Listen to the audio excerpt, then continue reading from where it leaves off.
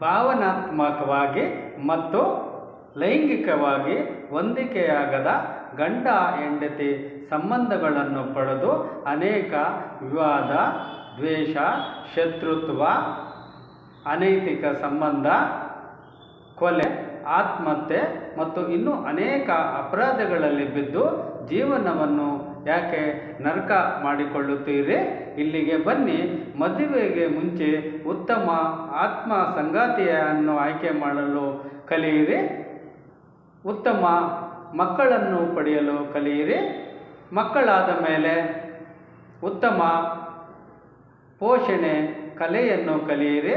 ಪೂರ್ಣವಾದ ಜ್ಞಾನವನ್ನು ಕಲಿಯಲು ಆತ್ಮಜ್ಞಾನವನ್ನು ಕಲಿಯಿರಿ. ನಿಮ್ಮ ಜೀವನವನ್ನು ಉತ್ತಮಪಡಿಸಿಕೊಳ್ಳಿ.